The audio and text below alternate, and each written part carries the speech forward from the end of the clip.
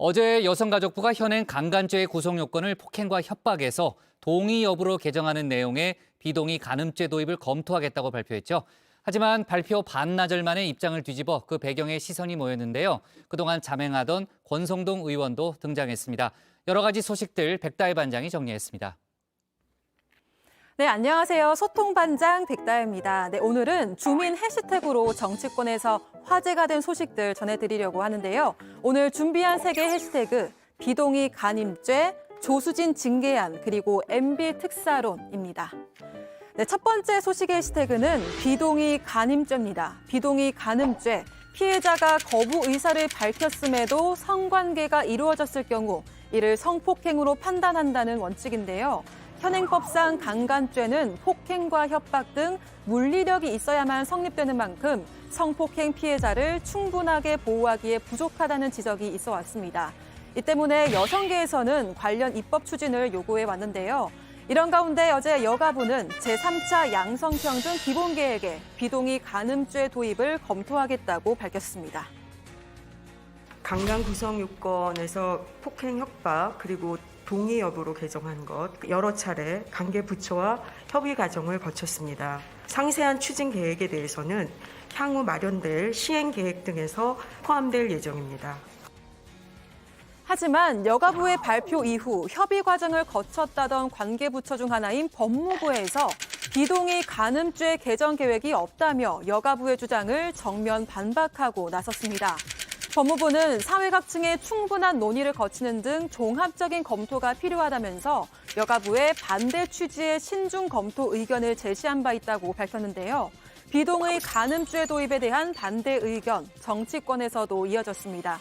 바로 국민의힘 권성동 의원인데요. 전당대회 불출마 선언 이후 3주간의 침묵을 깨고 처음으로 현안과 관련한 메시지를 낸 겁니다.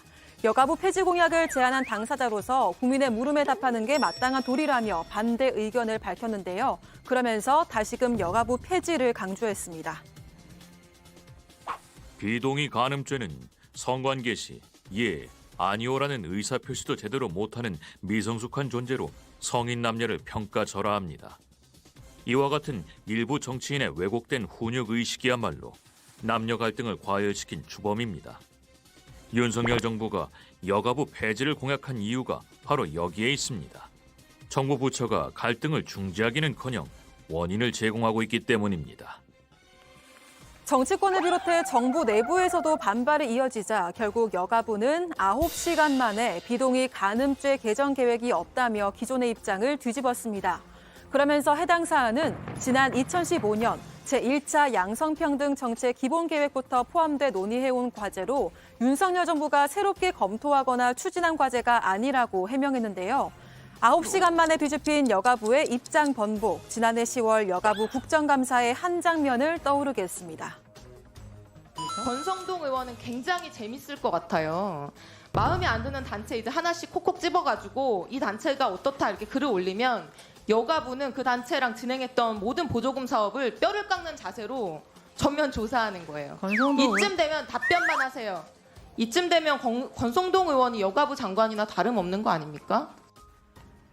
여가부 장관이 김현숙 장관인지 권성동 의원인지 모르겠다라는 발언으로 시작했던 이 의원의 질의는 여가부가 추진 중이던 성평등 사업의 전면 폐지로 인해 나온 말인데요. 지난해 7월 당시 권성동 국민의힘 원내대표는 SNS를 통해 여가부의 버터나이프 크루 성평등 사업이 남녀 갈등을 증폭시킨다며 비판했습니다. 이후 여가부는 관련 사업을 전면 중단했고 민주당은 여당 원내대표의 한마디에 청년의 꿈을 짓밟았다며 강하게 반발했습니다. 윤석열 정부에서 사업 입찰이 완료됐고 장관이 출범식에 참여까지 한 사업입니다. 하지만 여당 원내대표가 페이스북에 올린 한마디에 없던 일이 되어버렸습니다. 국회의 반대에도 여가부 폐지론자를 여가부 장관으로 임명 강행한 윤석열 정부답습니다. 윤석열 정부에서 성평등은 금기어입니까? 3월 8일 국민의힘 전당대회를 앞두고 젠더 이슈가 부각되고 있습니다. 국민의힘 당권주자인 김기현 의원은 당대표 선거 공약으로 여성 민방위 훈련 도입을 내걸었는데요.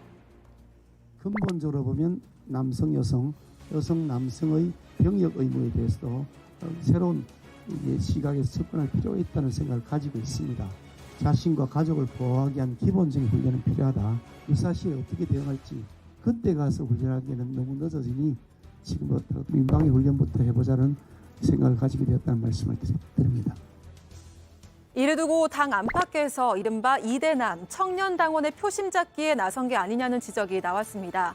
또 다른 당권 주자인 윤상현 의원도 안보 공약이 아닌 젠더 공약이라는 의심을 피할 수 없다며 비판했는데요. 김기현 의원, 그제 20살에서 40살 여성도 민방위 훈련에 포함시키는 내용을 담은 민방위 개정 법안을 발의했습니다. 하지만 국회 가반은 없는 야당이 부정적인 입장을 보이고 있는 만큼 해당 법안의 국회 처리는 요원해 보이는데요. 김 의원의 이번 법안 발의가 선거철마다 젠더 이슈를 공론장에 올려 표심을 얻으려 했던 정치권의 반복된 행태는 아니길 바라봅니다. 정치 그렇게 단순하게 해도 되나? 하는 생각이 저는 좀 들었습니다. 결국은 20대 남성들이 어필하려는 자신의 이 당권을 잡기 위한 그 급한 나머지 내세운 것이라고 생각이 들고 그러다 보니까 너무 단순하게 생각하시는 거 아닌가? 네, 다음 소식 해시태그 보겠습니다. 네, 조수진 징계안인데요. 더불어민주당과 정의당이 국민의힘 조수진 의원을 국회 윤리특위에 제소했습니다. 이태원 참사 국조특위에서 문제적 발언을 한 것에 대한 징계안을 제출한 건데요. 지난주 이태원 참사 국조의 마지막 날 회의를 파행으로 몰고 간 건 조 의원이 소환한 청담동 술자리 발언에서 시작됐습니다. 가령 청담동 술자리. 더불어민주당의 대변인이 법사위 국정감사장에서 청담동 술자리 의혹을 얘기했어요. 들어보세요. 들어보세요. 쉽게 표현하는 거예요. 자, 네. 이태원 참사 국정조사회의에서 청담동 술자리가 언급되자 유가족들을 비롯해 야당 의원들은 즉각 반발했습니다.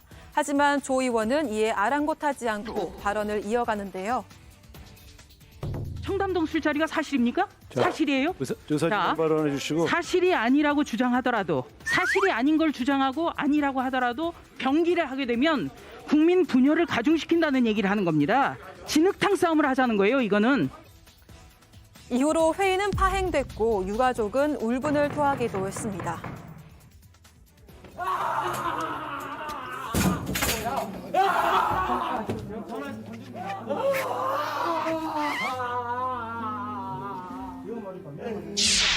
조수진아, 문 열어!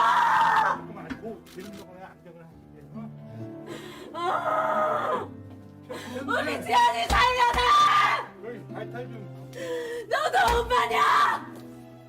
너도 엄마지? 네 새끼가 죽어봐야 내 마음을 알겠니? 이 못된 인간아! 야당은 조수진 의원에 대한 징계안을 제출하면서 청담동 술자리 발언이 희생자와 유가족을 조롱했다고 지적했습니다. 또 발언의 이유가 윤 대통령의 진정한 사과와 이상민 장관의 파면, 유가족이 요청하는 독립적인 조사기구 설치 등을 방해하기 위함이라고 주장했는데요. 민주당은 어제 이태원 참사 유가족을 만나 다시금 독립적 조사기구 설치를 약속했습니다. 자리보전에 여념없는 이상민 장관과 무책임한 행안부를 더 이상 자시할 수 없기 때문입니다. 유가족과 전문가가 함께하는 독립적 조사기구를 통해서 성역 없는 철저한 진상 규명을 해나가야 합니다. 이 자리에서 이상민 장관의 거취에 대한 이야기도 다시 한번 나왔는데요. 이 장관에 대한 탄핵이라든지 그런 거취 문제는 지금 당 차원에서 오늘 구체적 방법이나 이런 것까지 유족분들이 요구하고 거론하시고 이런 건 아니지만 아까 말씀드린 그런 내용들이 있었고요. 저희 당이 이제 그런 말씀들을 토대로 그리고 저희 당이 지금까지 고민해온 것들 토대로 빠르면 다음 주 중에 뭔가 또 다른 방법들을 말씀드릴 수 있는 기회가 있지 않을까 생각합니다. 유가족들의 아쉬움 속에 이태원 참사에 대한 경찰 수사와 국정조사는 한 차례 마무리된 상황입니다. 하지만 반쪽짜리 결론이라는 지적에 정치권의 논의와 설전은 계속될 걸로 보입니다. 네, 마지막 소식의 해시태그는 MB 특사론입니다. 윤석열 대통령의 아랍에미리트 순방 이후 여권에서는 MB 중동 특사 역할론이 떠오르고 있는데요. 홍준표 대구시장도 긍정적인 의견을 표했습니다. 자신의 온라인 정치 플랫폼인 청년의 꿈에 국익을 위해 가는 게 맞다라는 답변을 내놓은 건데요. 여권의 MB 특사 역할론 한 언론사의 보도로부터 시작됐습니다.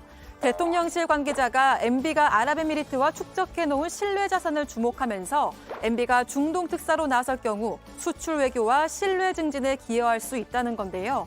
이런 여권의 움직임을 두고 민주당은 반발하고 나섰습니다. 이명박 전 대통령을 중동 특사로 보내겠다니 제정신입니까? 이명박 대통령을 사면 복권해준 것도 어처구니가 없는데 대통령 특사를 맡기겠다는 윤석열 정권은 지금 제정신이 아닙니다.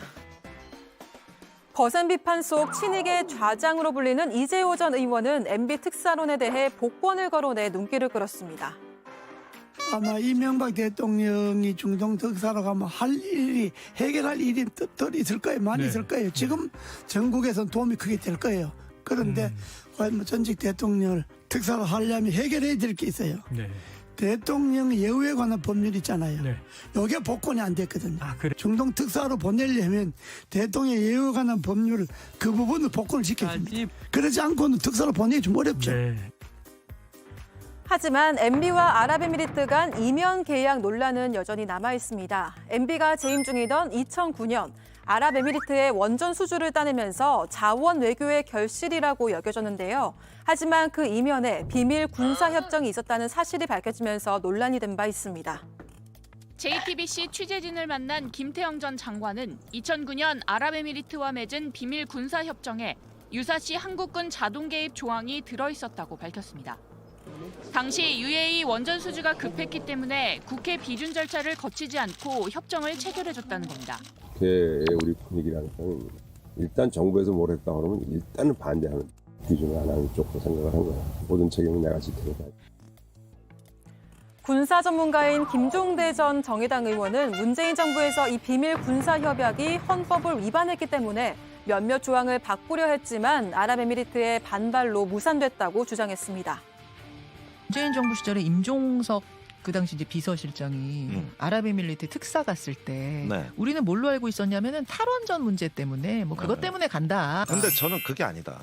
이거는 송영무 국방장관이 먼저 갔었는데 거기 가서 지난 정부에서 맺은 이 비밀 군사 협약의 헌법 위반이기 때문에 몇몇 조항을 바꾸자.